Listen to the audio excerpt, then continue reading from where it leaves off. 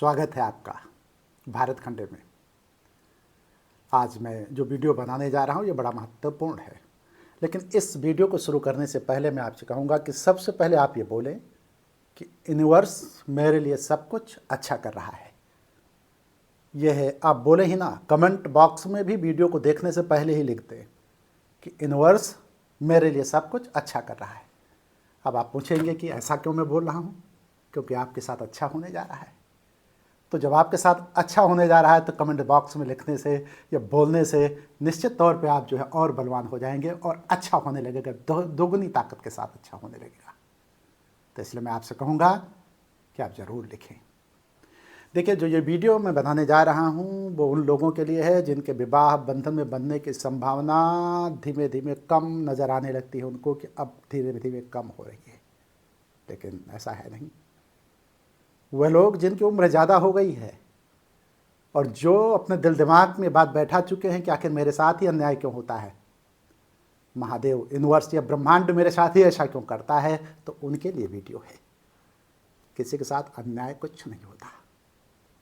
एक उदाहरण मैं आपको दूंगा। एक जौहरी के पास दो रत्न होते हैं और दो रत्नों में से एक रत्न उठाता है, उसको उसकी धूल झाड़ करके तराशने का काम करता है और वो अच्छे से तराशता है। देखते ही देखते वो रत्न पन्ना बन जाता है, चमकीला, सुंदर, अति सुंदर। और पन्ना रत्न जो है देखते ही देखते अंगूठी में वो रत्न जड़ित हो जाता है और वो अंगूठी किसी के हाथों की शोभा बनकर उस परिवार में शामिल हो जाती है। किस परिवार में? जिसमें खुशहाली है, जिसमें आनंद है, जिसमें ऊर्जा है, जिसमें प्रसन्नता है और उस जीवन को जीने लगती है। पन्ना सुंदर है, अच्छा है, अंगूठी बन चुकी है। लेकिन दूसरा रत्न जौहरी उठा करके कोने में रख देता है। कुछ ग्राहक आते हैं, पूछते हैं कि ये रत्न क्यों पड़ा है, आखिर ये रत्न बेकार है क्या? जौहरी मुस्कुराता है, कोई उत्तर नहीं देता। ग्राहक बार बार उस रत्न की तरफ, जो कोई भी आता है, पूछता ये रत्न क्यों पड़ा है, क्या निरर्थक है, किसी काम का नहीं है? जौहरी जवाब देता है, ये सार्थक है, ये निरर्थक नहीं है। इसको सजाने के लिए, संवारने के लिए समय चाहिए और अच्छा औजार चाहिए। इसको जब मैं तराशूंगा तो तराशने के लिए एक लंबा समय चाहिए और अच्छे औजार की ज़रूरत है। यदि अच्छे औजार की कमी रह गई तो ये पत्थर टूट जाएगा, अपनी आभा खो देगा और सुंदरता जिस पत्थर में नहीं रही, वो टूटे हुए पत्थर को कौन पोछेगा? महीने बीतते हैं, वर्ष बीतते हैं। एक दिन जौहरी उस पत्थर को उठाता है और अच्छे औजार से उसको संवारता है, धूल झाड़ता है और धीमे धीमे उसकी नक्काशी, उसकी कलाकारी, उसके हाथ जो है चलते हैं और एक समय ऐसा आता है कि उसमें चमक आनी शुरू हो जाती है। धीमे धीमे वो अपनी आभा को प्राप्त होता है, अति सुंदर, चमकदार। वो तराशते तराशते जौहरी उसको हीरा बना देता है, वो हीरा हो जाता है। समय लगा, अच्छा औजार। तो आपके साथ भी यही हो रहा है। उन लोगों के साथ जिनका विवाह नहीं हो रहा है वो हीरा है। उसके लिए परमात्मा समय चाहता है, यूनिवर्स समय चाहता है, ब्रह्मांड समय चाहता है। ब्रह्मांड कहता है कि तुझे तराशने के लिए मुझे समय चाहिए। तुम हीरा हो, तुम निरर्थक नहीं हो, तुम बेकार नहीं हो, तुम एक कोने में पड़े हुए पत्थर नहीं हो। तुम्हारे अंदर ऊर्जा है, तुम्हारे अंदर उल्लास है। तुमको जब मैं संवारूंगा, तुमको जब मैं बनाऊंगा तो निश्चित समय लगेगा, इसलिए कि तुम विशेष हो और विशेष को विशेष बनाने के लिए समय लगता है। तुम सूरज की तरह चमकोगे और एक दिन हीरा बन जाओगे। देखिए, जो पन्ना बना वो अपना जीवन अच्छे से गुजार रहा है, पन्ने की भी चमक है, लेकिन जो हीरा है ना, उसकी चमक अद्वितीय है, उसका ऐश्वर्य अद्वितीय है, उसकी सुंदरता अद्वितीय है।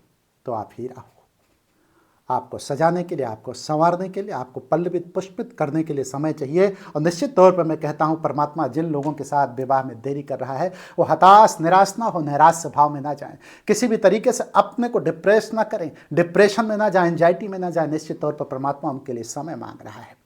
क्या आप समय दे पाएंगे? यदि आप समय दे पाएंगे तो निश्चित मैं कहता हूँ कि आपके साथ परमात्मा संवार के सजा करके हीरा बना देगा, आपको हीरा बना देगा। इसलिए मैं कहता हूं, लोग पूछते क्या है कि बेकार है, बेकार है, बेकार। बेकार कोई चीज़ नहीं होती, समय के साथ सारी चीज़ें अच्छी हो जाती हैं। तो मैं यही कहूँगा कि दोनों कीमती पत्थरों का सिर्फ उदाहरण मैंने इसलिए दिया कि देखिए, दूसरा पत्थर कठोर था लेकिन सच करके हीरा बन गया। तो आपसे मैं कहना चाहूँगा कि आप वेट करें। आप जौहरी जो है अगर तराश रहा है तो उसका इंतज़ार करें। एक दूसरी बात मैं बताना चाहूँगा आपको। एक किसान होता है ना, उसके पास दो बीज होते हैं। एक बीज सब्जी का होता है, उस सब्जी के बीज को दूसरे बीज को बो देता है। एक बीज अंकुरित होता है, पल्लवित होता है, पुष्पित होता है और धीमे धीमे फल आते हैं। लोग कहते हैं कि दूसरा बीज शायद मर गया है, वो जीवित नहीं है, मिट्टी ही मिट्टी दिखाई पड़ी उसमें, वो अंकुरित नहीं हुआ। पल्लवित पुष्पित की तो बात ही छोड़िए। अगल बगल के लोग आते हैं, किसान से कहते हैं कि तू रोज पानी देता है इस पर, लेकिन तेरा दूसरा बीज तो जिंदा ही नहीं है, तो तेरे पानी देने से क्या फर्क पड़ेगा? देख पहले बीज को, उसमें तो फल आ गया है, लोग फल का भोग कर रहे हैं। लेकिन किसान मुस्करा देता है, रोज पानी देता है, खाद पांच पानी, वो क्रिया जारी रखता है। एक लंबे समय के बाद उसमें से बीज अंकुरित होता है और देखते देखते देखते देखते वो विराट वृक्ष बन जाता है, बरगद का वृक्ष। समय लगा, लेकिन वो बरगद का वृक्ष तमाम लोगों को छांव दे रहा है, तमाम लोगों को आश्रय दे रहा है, तमाम लोगों को सहारा दे रहा है। तो आप भी जब लंबे समय तक तपस्या है आपकी, देखिए जीवन में जो है कोई भी चीज़ जल्दी अगर मिल रही है तो आपका भाग्य है, लेकिन अगर जीवन में कोई चीज़ देर से मिल रही तो आपकी तपस्या है। क्या आपकी तपस्या में कोई कमी तो नहीं रह गई है? अगर आपकी तपस्या में कोई कमी रह गई तो परमात्मा आपको जो है निष्ठुर कर देगा। लेकिन यदि आपकी तपस्या में कोई कमी नहीं है तो परमात्मा आपको विराट वृक्ष बनाएगा, बरगद का वृक्ष बनाएगा, आपको हीरा बना देगा। इसमें कोई संशय नहीं, कोई दो राय नहीं है। आपकी तपस्या फलीभूत होगी, आपकी तपस्या को एक दिन परिणाम लाना ही लाना है, प्रतिफल मिलेगा ही मिलेगा। लेकिन आपको जौहरी के पास जाना पड़ेगा, तरासेगा जौहरी ही।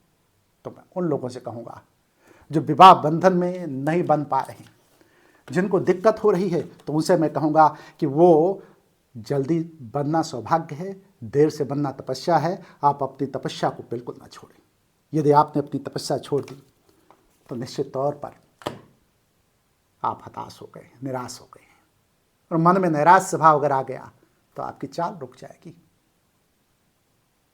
हमारे ग्रंथों में कहा गया है कि जब ईश्वर कहता है ना कि यदि तुम चलोगे तो तुम्हें मैं पहुंचा दूंगा, और यदि तुम रुक गए तो उसी जगह पे तुझे मैं रोक दूंगा। इसलिए तुम चलते रहो, चलते रहो, चलते रहो, कर्म करते रहो। वेदों में कहा गया है चरे वे, चलते रहो, चलते रहो। सूरज चल रहा है, चांद चल रहे हैं, तारे चल रहे हैं, सितारे चल रहे हैं, प्रतिपल लोग चलते चले जा रहे हैं। जो चलेगा वही प्रतिफल पाएगा, जो चलेगा वही पहुंचेगा। आप रुकना मत, आप हताश मत होना, आप निराश मत होना, आपको सफलता मिलेगी। अब आप एक काम करें, आज जब इस वीडियो को आप देख रहे हैं तो आप अपने को मान लें कि आप बरगद के वृक्ष बनने जा रहे हैं, विराट वृक्ष बनने जा रहे हैं। अगर आज इस वीडियो को आप देख रहे हैं तो आप ये मान लें कि आप हीरा बनने जा रहे हैं, चमकता हुआ हीरा, जो संसार को अपनी चमक बिखेरेगा। ऐसा हीरा जो सभी ग्रह नक्षत्रों के चाल को बैलेंस कर देगा, वह बनने जा रहे हैं आप। तो इस कसौटी पर आप भी खरे उतरें। लेकिन इस वीडियो को देखते समय बार बार एक बात मैं और आपको बता दूं, ये वीडियो सिर्फ जो है आपके प्रेरणा के लिए ही नहीं बोली जा रही है, कुछ चीज़ें मैं और आगे बताने जा रहा हूँ। आप रात में एक काम करें, सोने से पहले जब आप अपने बिस्तर पे जा चुके हों, तो उन लोगों से मैं कह रहा हूँ जो विवाह बंधन में नहीं बंधे हैं, वो कम से कम 51 बार या 50 बार ये जरूर बोलें कि यूनिवर्स मेरे लिए सब अच्छा कर रहा है। बार बार जब आप बोलेंगे ना, तो शाम के समय, सोते समय, रात में इस यूनिवर्स का रिदम सबसे अच्छा काम करता है। सब कॉन्शियस माइंड जो है उसको एक्सेप्ट कर लेता है। चेतन मन और चेतन मन को चीज़ भेज देता है। चेतन मन के द्वारा जो चीज़ बोला जाएगा और चेतन मन उसको एक्सेप्टेंस दे देगा, स्वीकृत दे देगा, और जब स्वीकृत दे देगा तो वही चीज़ होने लगेगी। जानते हैं 24 घंटे में वो क्षण जब आप सोने जा रहे होते हैं, तो किसी भी प्रेयर के लिए, किसी भी अफर्मेशन के लिए सबसे शक्तिशाली होता है। तो इसीलिए मैं कह रहा हूं, आप जब बिस्तर पे सोने जा रहे हो तो उस समय आप जरूर बोलें कि यूनिवर्स मेरे लिए सब कुछ अच्छा कर रहा है। ये चीज़ आप जरूर बोलें। ये जब आप बोलेंगे तो सब कुछ अच्छा हो रहा है। उसमें आप अपने को विजुलाइज करें, जो चीज़ आप बहुत प्रमुखता से नंबर 1 पे रखना चाहते हैं। हो तो रहा है सब कुछ अच्छा, लेकिन जिस चीज़ की इच्छा प्रबल है आपके मन में, उसको विजुलाइज करें और उसके बाद बोलें। मतलब विजुलाइजेशन में आप जाएं और बार बार बोल करके निद्रा में चले जाएं, नींद में चले जाएं। सुबह जब उठें तो आंखें खुलते ही सबसे पहले ये कहें कि यूनिवर्स मेरे लिए सब कुछ अच्छा कर रहा है, और यही कहते हुए अपने बिस्तर से उठें। दैनिक दिनचर्या में जब लग जाएं तब भी ये बोलते रहें। सुबह के समय जो प्रार्थना की जाएगी उसका एक्सेप्टेंस आपका सबकॉन्शियस माइंड बड़े तेजी से ले लेगा। और रात में सोते समय जो प्रार्थना की जाएगी, चूंकि रात में सबकॉन्शियस माइंड ही काम करे, 24 घंटे आठों पहर सबकॉन्शियस माइंड काम करता है, लेकिन चेतन मन जब सो जाता है तो सारी जिम्मेदारी और चेतन मन की होती है। रात में चेतन मन सो रहा होता है, सारी क्रियाएं वो चेतन मन ही देख रहा होता है। पूरे ब्रह्मांड को चेतन मन जानता है, पूरी सृष्टि को चेतन मन जानता है। कब होगा, कैसे होगा, कहाँ होगा, क्या करना है, सब और चेतन मन जानता है। और चेतन मन ये भी जानता है कि तुमने कितने जन्म पिछली बार लिए हैं, और चेतन मन ये भी जानता है कि आगे क्या होने वाला है, किसके साथ आप विवाह बंधन में बंधने वाले हैं, किसके साथ वो विवाह बंधन में आपको बांधेगा, वो ये जानता है। जब आप अफर्मेशन देंगे तो अफर्मेशन और चेतन मन ले लेगा, और उसके लेते ही सारी चीज़ें होने लगेंगी। तो इसलिए मैं कहता हूँ कि अंत में वीडियो समाप्त करते समय मैं आपसे कहूँगा कि आप हीरा हो, आप विराट वृक्ष हो, और अवचेतन मन को यह अफर्मेशन आप दे दो। उसके बाद भी यदि आपको कोई दिक्कत हो तो मेरे कॉन्टैक्ट नंबर पे आप कॉन्टैक्ट करो।